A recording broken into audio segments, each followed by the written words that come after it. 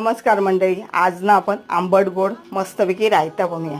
रायता ना रायवळ आंब्याचं चांगलं होतं। त्यासाठी मी आंबे स्वच्छ धुवून उकडून घेतले। उकडलेल्या आंब्याचे सगळं सोलून घ्यायची, सालीला सुद्धा जो पल्प असतो तोही काढून घ्यायचा। नंतर मी एक कढई घेतली, त्यात तेल गरम केलं आणि बारीक चिरून लसूण घातली। रायत्याला ना लसूण जरा जास्त घालायची, कढीपत्ता घालायचा, जिरा घालायची, मोहरी घालायची। ते तडतडलं की हिंग घालायचा। रायत्याला हिंग मात्र घालायचा, त्याने चव चांगली येते।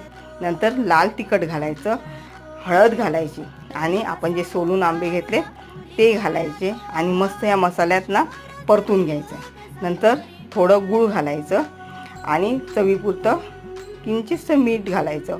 अर्धा पेला पाणी घालायचं आणि 2 मिनटं हे वाफू द्यायचं, म्हणजे सगळं एकत्र शिजून येतं। मस्तपैकी आंबट गोड रायता तयार आहे, नक्की करून बघा।